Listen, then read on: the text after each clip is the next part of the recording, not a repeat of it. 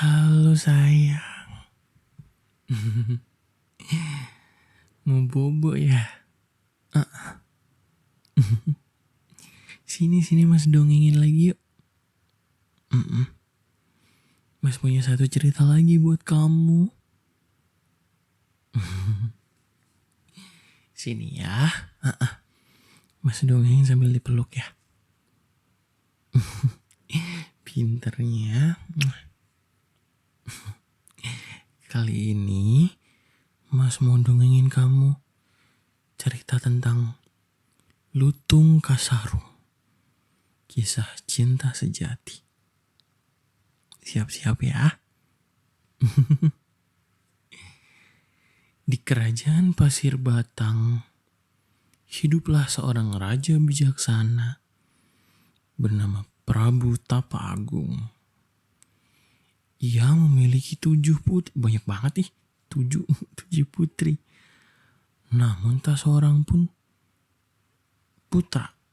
Anaknya gak ada yang cowok ya. Karena usianya telah senja, sang raja ingin salah satu putrinya meneruskan tahta. 2 putri yang masih tinggal di istana adalah Purbararang, si sulung yang pendengki dan sombong, serta Purbasari, putri bungsu yang lembut, ramah, dan baik hati. Ketika raja menetapkan Purbasari sebagai pewaris tahta karena kebaikan hatinya, Purbararang pun murka. Kok muka sih? Purbararang menyusun rencana licik bersama tunangannya, Raden Indrajaya. Ia pergi menemui penyihir bernama Nyi Ronde dan meminta ramuan untuk menjatuhkan Purbasari. Sang penyihir memberi ramuan tumbuhan hitam yang ketika terkena kulit akan membuat bekas bernanah dan tampak menakutkan.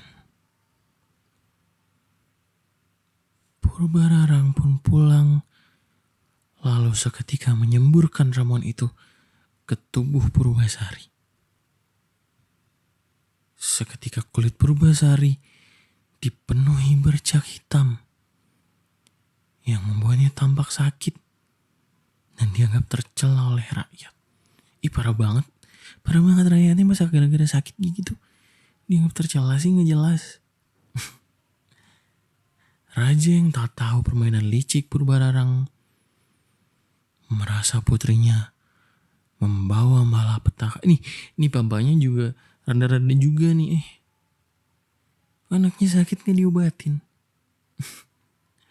Lalu mengasingkan Purbasari ke hutan belantara. Ya kasihan banget. Ini mas lanjutin ya. Di hutan belantara, Purbasari dibiarkan sendiri.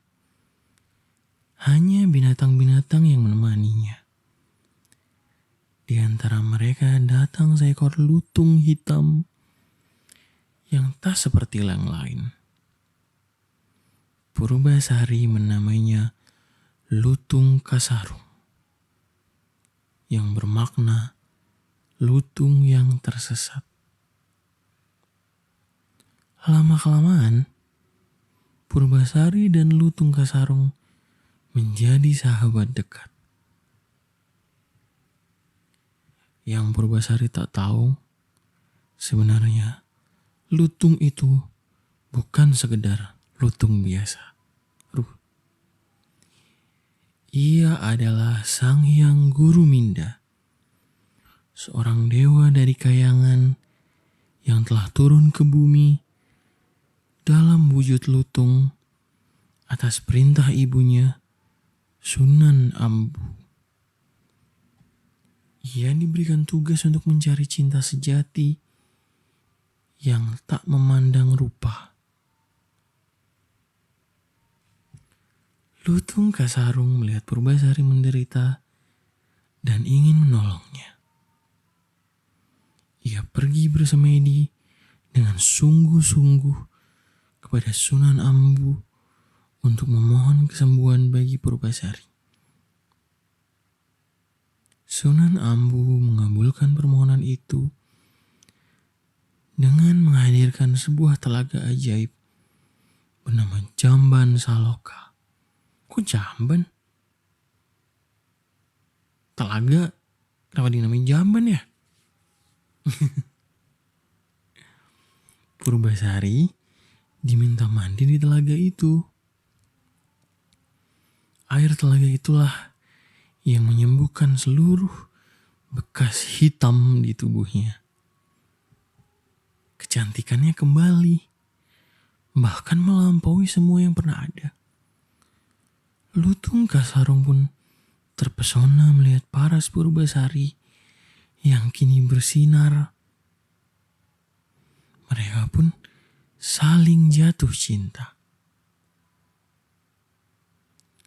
Keduanya pun bertunangan dan hidup bahagia bersama di hutan, dikelilingi binatang-binatang yang ramah. Kabar akan perubahan Purbasari sampai ke telinga sang ayah. Sang raja pun memerintahkan utusan untuk membawa Purbasari kembali ke istana. Mendengar hal itu, Purbararang tak terima. Ia menentang Purbasari untuk berduel demi menentukan siapa yang layak menjadi ratu. Wih, Bayon Combat nih. Raja pun menyetujuinya. Duel pertama adalah lomba rambut. Rambut Purbasari yang panjang dan indah terungkap lebih unggul daripada rambut Purbararang. Bahkan peri-peri dan bidadari membantu menyambung rambut itu dengan kekuatan ajaibnya mereka. Tantangan berikutnya yakni memilih tunangan yang paling tampan. Raden Indrajaya atau Lutung Kasarung.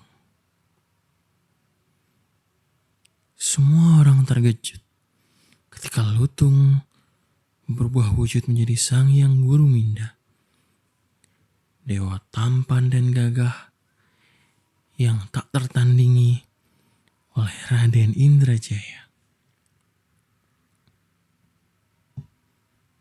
Melihat perubahan Lutung Kasarung dan kesetiaan Purbasari, Purbararang akhirnya menyesal. Ia memohon ampun kepada adiknya. Purbasari dengan hati yang lembut memaafkannya.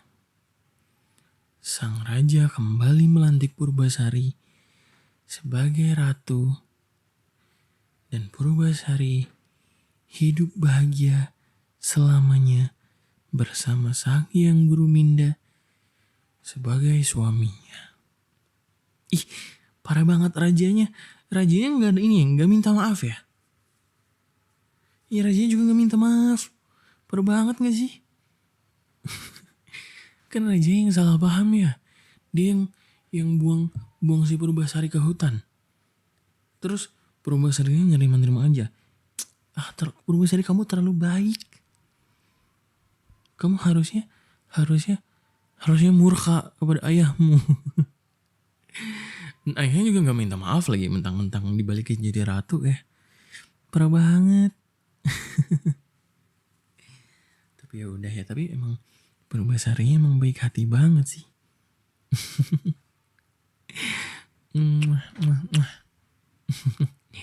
Saya suka mas dongengin.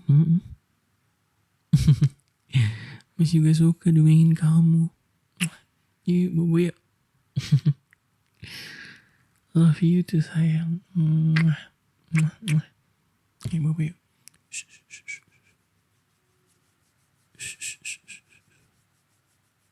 Shh, shh, shh, shh,